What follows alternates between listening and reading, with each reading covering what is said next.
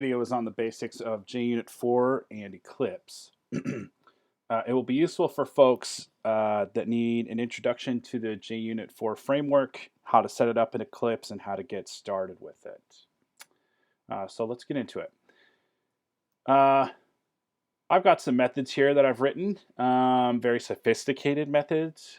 And what I want to do now that I've written them is verify that they behave the way I think they should behave. So in the past, to test methods, I might do something along these lines. I might, for example, just print the output of the value that gets returned from that method to the console. Let me say that again. I might print the value that gets returned from that method to the console, and that way I could see, hey, I got what I expected, right? And that's fine, if it's just one method, but if you had 30 methods and 30 different print statements here, right, that can get confusing really fast. So, I got more sophisticated, maybe you did too, and I decided that I would only print something to the console if I didn't get back a return value that I expected. So this compute one method returns a 1. If I get anything but 1, then only then will I print a failure message to the console, right? So it works the way I expect now, so I don't get anything. I just get my testing completed message. But if I, go back and edit it later and somehow screw it up and then run my tester again to verify I didn't screw anything up, well, now I have failed the test, and there we go. I got a little bit more sophisticated as time went on. I would print the actual value that got returned in my print statement to the console to help me troubleshoot faster. And this works fine for primitives, right? But it gets a bit more complicated when you're talking about arrays or strings or other objects. Writing tests for those things can get very interesting very quick. So we want to become a bit more sophisticated about this, and the way we're going to do that is with JUnit. And so let me show you that. So I'm going to just delete this tester class that I've created because we're not going to need it. We're going to upgrade our skills here. The first thing you need to do is add the JUnit library to your project. So if I right-click on the project, I've already added it, but let me show you how to do that. Right-click on your project, go down to Properties, select Java Build Path, and then go to Libraries. You'll click Add Library. You'll select JUnit as the library to add. You'll click Next. You'll select JUnit 4, and then click Finish. Then you'll click OK, and this JUnit 4 library will appear in your package explorer associated with your project. If I collapse the project down, the library goes with it, so I know it's attached to the project. Okay. The next thing we want to do is to create a class that will contain our tests. We can get Eclipse to do some of the legwork for us. So if I right-click on my package, I can go to New and then select JUnit test case. I want to make sure I'm adding JUnit 4 test case, and it's in the assign one package. You typically want it to be in the same package as the classes that you're testing, and then you can give it a name. So I typically call it the same. I give it the same name that the class that I'm testing has, right? So if I'm testing this assign one class, I'll call my tester assign one, and then I'll just add the word tester to the end. Okay, that makes it easy to distinguish in the package explorer. I'll select the two checkboxes to have the setup method and the teardown method stubbed out by Eclipse. Save me a few keystrokes there, and then I'll click finish, and we get this skeleton code for our tester class. So you can see I've got a setup method here, a teardown method, and a test method. We'll come back to setup and tear down shortly. For now, let's focus on test. Okay. Each test takes the form of a method. Okay, you'll see that it has public and void for keywords, and then it has a name and a set of curly braces with some stuff between the curly braces, just like a regular method. One thing you may not have seen before is this annotation. An annotation is just the @ symbol and then a keyword name. So all tests in JUnit, JUnit 4, begin with the test annotation. So @ symbol and then just the word test. Okay. All the tests need to have unique names, so I can't name them all tests. You could number them numerically: test 1, test 2, test 3, test 4. I like to make mine a bit more descriptive than that. You should too. So I'll give the test the same name as the method that I'm testing. So we'll start with the compute1 method. So I'll call this compute1. Oops. That's the very same name as the method. And then, I'll put test, maybe. That's not necessary, really. And then I'll put something about the test in the rest of the name. So what I intend the test to do. So I'll say, just for example, that I'm going to test compute1 with valid valid input. Okay, so if assuming compute1 takes an argument, this one doesn't, again, imagination, then this test will be passing in a valid argument into compute1. Okay, and then you write your test within the curly braces. I'm going to just comment out this fail method for a second. We'll come back to that, but for now, let's write the actual test. So in the test, we make what are called assertions. They start with assert, and then there's another part to the name. These are just method calls. So the one you'll probably use most often is assert equals. Okay, and again, it's just a method call, so I'll put some parentheses and end it with a semicolon, and then it takes some arguments. So the first argument in your assertion is what you expect. So we expect the integer value 1 from our compute1 method, which is the method we're testing. So I'll just put a 1 in there. Okay. And the second argument is what we actually get, right? So for now, let me just put a 1 there. Okay. And we'll see what this does. So if I take a step back and I read this, what I'm saying is I'm asserting that 1 equals 1, right? That's a true statement, just as we say it in English, right? So this test will pass. So let's run that, and let's just see what it looks like. So I run it, save and launch, and I get this great summary screen. Notice that this big block up here is green. Green is good. That means all of your tests passed. All of your assertions were correct. So there's some other information here about errors and failures. One thing to note is that there will be a list of tests here. And I could drop down this, caret triangle thing and see that list. All the tests that pass have a green check mark. Okay. I'll show you what the ones that don't pass look like in just a second. So yeah, if you accidentally close this screen, there's some kind of JUnit button to the side or above, just depends on how you have it set up. So let's make this assertion fail, right? So let's say, let's assert that 1 equals 2. Clearly that's not true. So this test will fail. Again, I'm going to run it and show you what that looks like. The big indicator is this red / looks like maroon on my screen up here. And then you'll notice in this list that the test is a blue checkbox now, where before it was a green or a blue X, where before it was a green check mark. Okay. If I click on the test that failed, right, compute1 with valid input, that was the name of my test.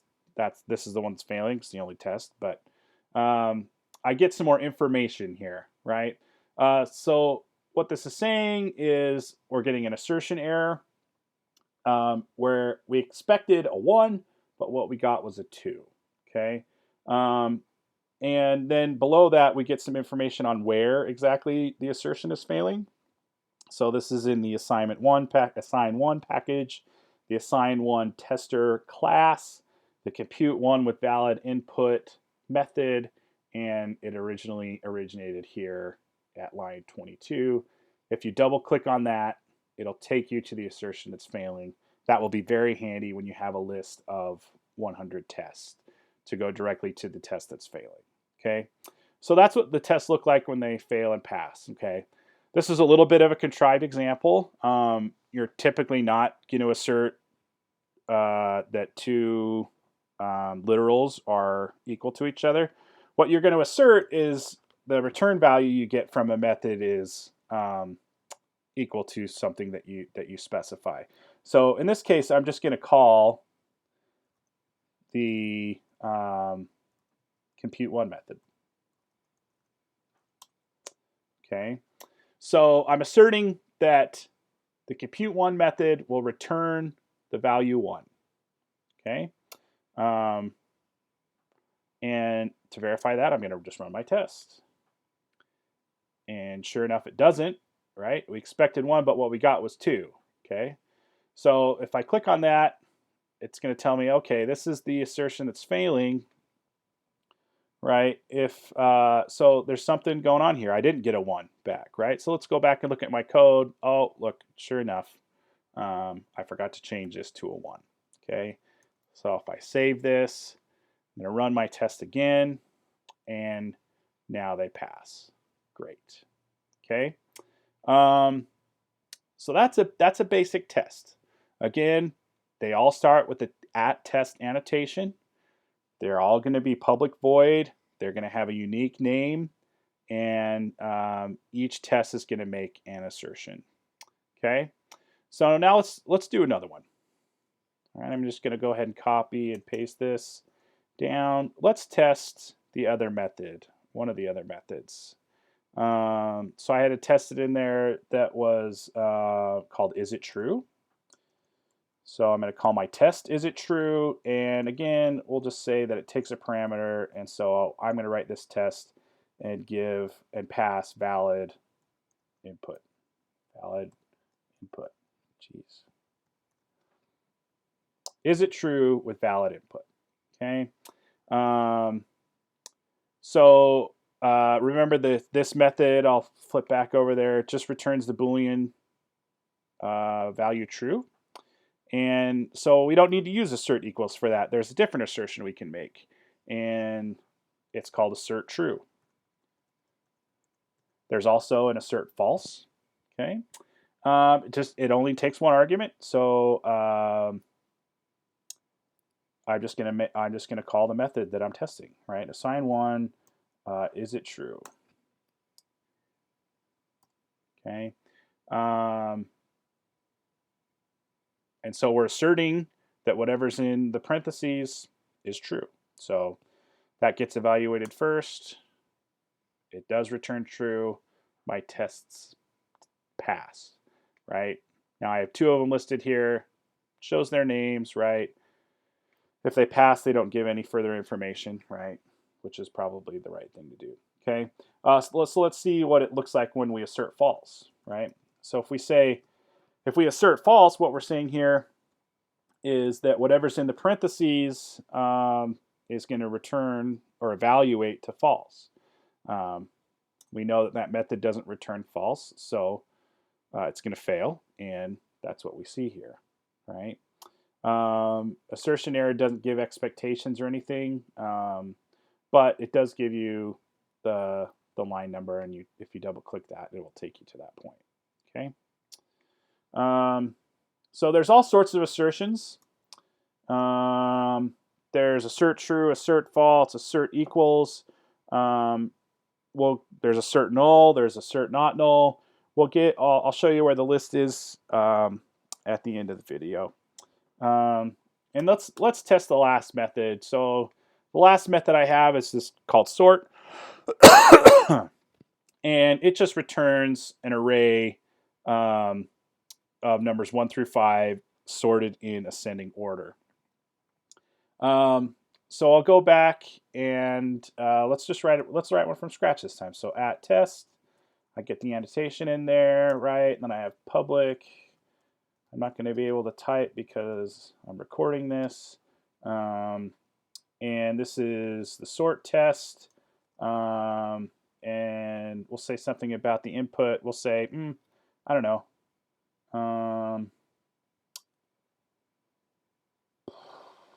We'll pass in descending ordered array. Okay. All right. So first, I need to create an array that is going to be passed into the method. So integer array r is new int array, right? And 5, 4, 3, 2, 1. Okay. And then I can pass that in.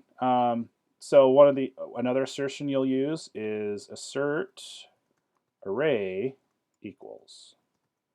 Okay. And in the first one, I put the first parameter is what I expect, right? So I'm just going to create a new array here, right? So I can say new int array in ascending order. Okay, and the second parameter is what I get, right? What I actually get. So what I actually get is what I get from the sort method. So I'm going to call assign one class the sort method, and I'm going to pass in my array that's in descending order. Okay, and then I'll run that. So great, they pass. Bob's your uncle. So that's all well and good. Okay, that's the basics of the arrays of tests in general. Let's talk about setup and teardown for a minute. So you will absolutely write more than one test per method. Okay, so what setup allows you to do is it allows you to set up what is called a test fixture. And a test fixture are just things that you're going to use repeatedly. So imagine I'm going to write another test for my sort method, and in that test, I'm going to pass in an array that's already sorted. Right? I want to verify that my sort method works if I give it an array that's already sorted. Okay. Well, I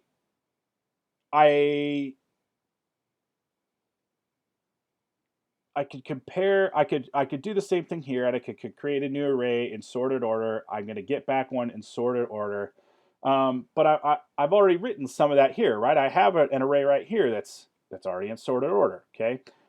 So what setup does is it allows you to, excuse me, create those things one time and to use them in all of your tests or in as many tests as you need to. Okay. And so the way that works is we create a field for any of these structures or objects that we're going to use. So I'm going to create a couple of integer arrays. We'll call them array ascending and array descending. Okay. I want to make those fields and not initialize them in the setup method itself, so that I can use them in all the methods. If I just initialize them in the setup method, then the scope is only those are only available in the setup method. But in the setup method is where I want to initialize. So I'm going to initialize array ascending to a new integer array, and we'll fill it with numbers 1 through 5 in sorted order. Okay. Oops. And then we'll do something similar for array descending.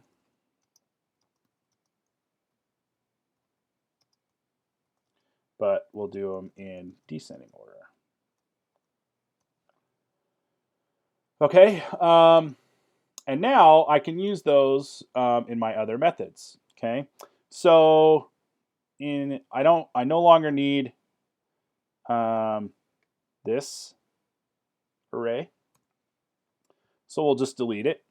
And instead of creating an array here, I know that I expect an array back in descending order from 1 through 5, so I can use my array ascending. Okay, and instead of passing in AS, oh, I can't spell. Good job.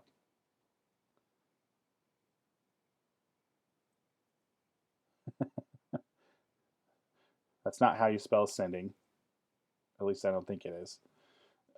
Anyway, and then I will pass in our descending array instead of the one that we had created previously.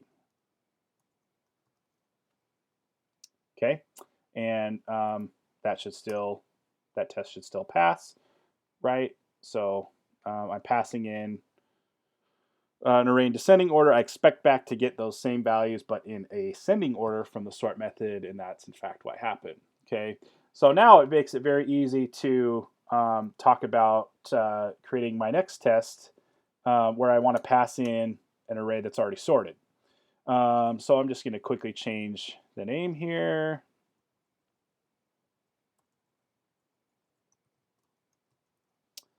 And I spelled it right there, but we'll just leave it alone here, right? And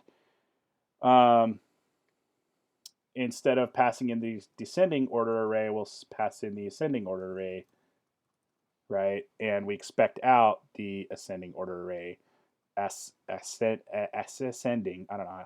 Well, don't try to pronounce that. So this should also pass, right? So that's what the setup method is for. The reason I can use those arrays again, there's a chance that my test could modify these test fixtures.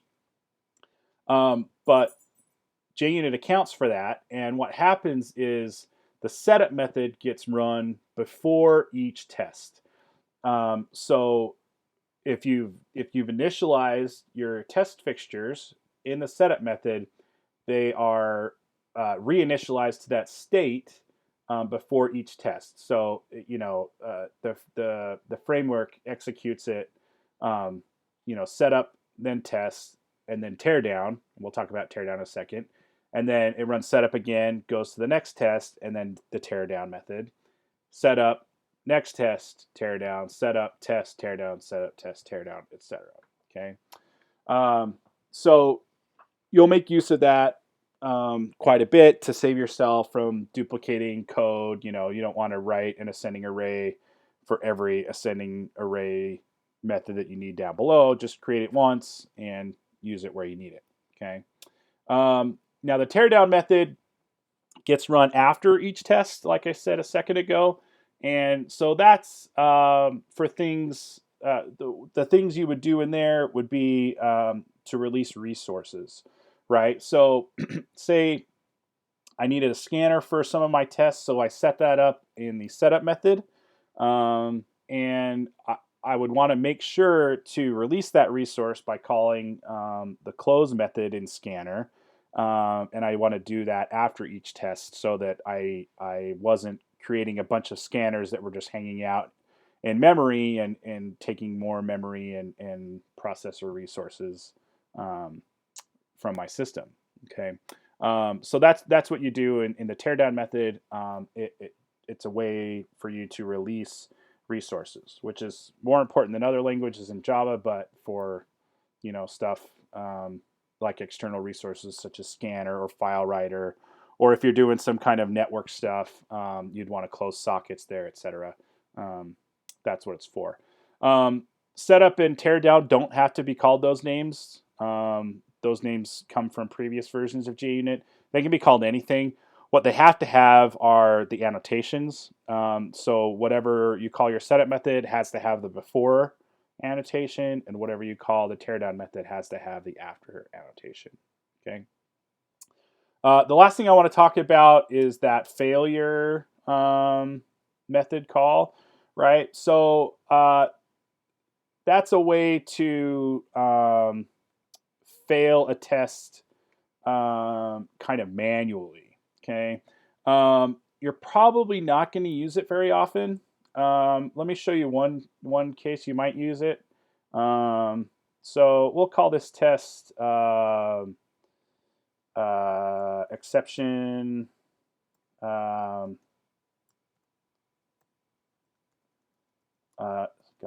Except ION, not thrown. Okay. You'll often use this for testing whether or not an exception was thrown, right? So if a method could potentially throw an exception, you should test for that, right? You should write a test that makes that causes the exception, okay, to verify that works the way you think it should work. Okay, so what'll happen is you'll create a little try catch block here, right? So we have our try, and then you'll have a catch to catch your exception, right?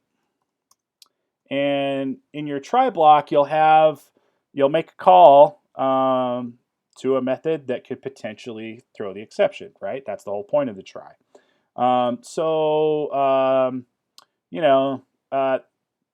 This isn't the case, but let's just pretend that our compute1 method could potentially throw an exception. So we'll make a call to it here in our try block. Okay. And if the exception gets thrown, then it'll get caught by the catch block, right? Which will in turn do nothing, and the test will pass, right? So let me just show you that really quick. Click OK. Right, the test passes because oh, I said that wrong. Excuse me. There is no exception to catch, right? So this executes without a problem. Let me just show you. We'll just add a quick exception here.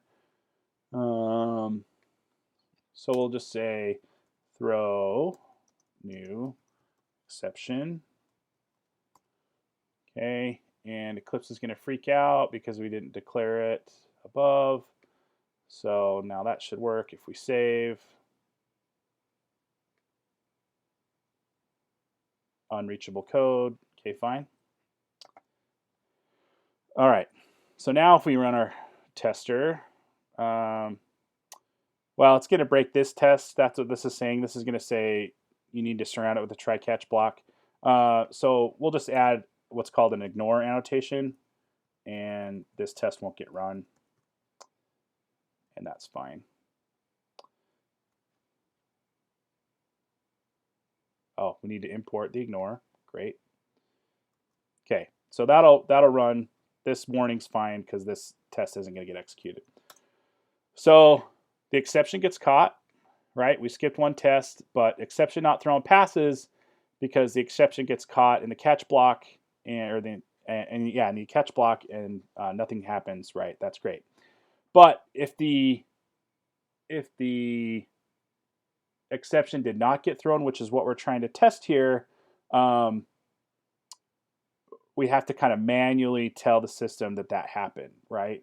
So this is the only use case that I know of for this fail. I'm sure there's others, and perhaps I'm just not thinking creatively enough.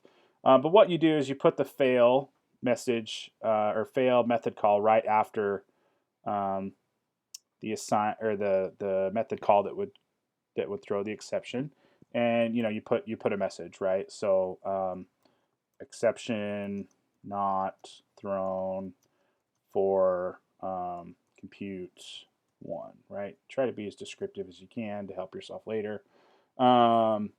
So let's go back and reverse our changes to compute 1 so it doesn't throw the exception, and we'll see that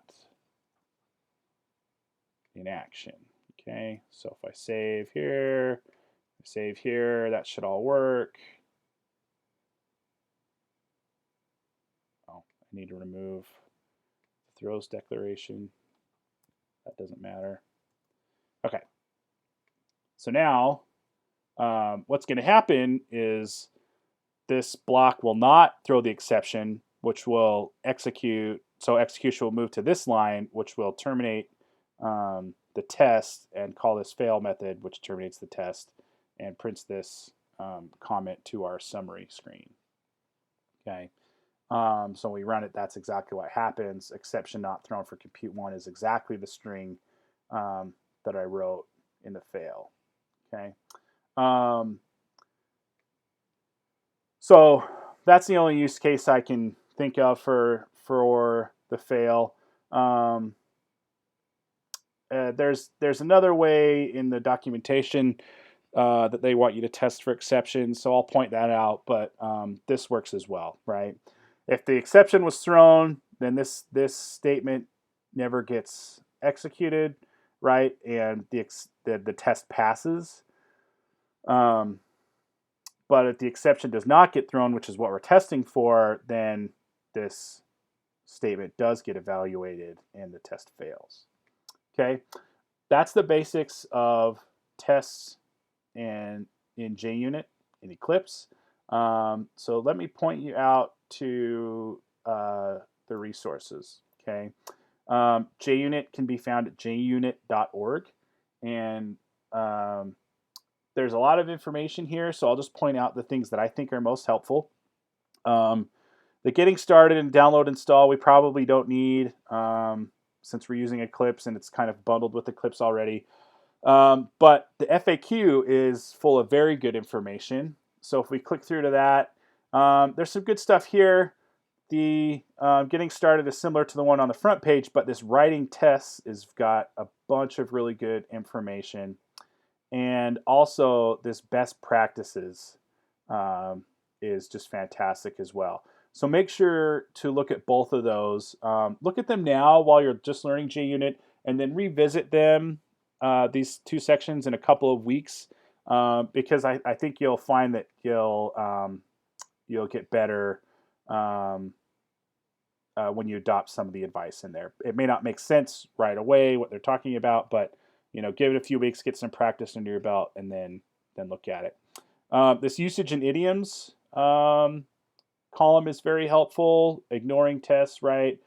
Here's the exception testing that talks about the other way that they want you to test for exceptions with this expected parameter in the test annotation. So read through that. There's much more information on exception testing. It's kind of a tricky case, and there's some other good stuff in here. Some of it was way outside of what we need in for our simple learning here, or our we'll say primitive state in programming. But the last thing I want to show you is the Java docs, right? So this is going to look very similar to the actual Java API. And there's a bunch of stuff in here, but the class you should be most concerned with is this assert class, right? And this is a list of all the assert methods that you can use, right? So there's a bunch of them in here.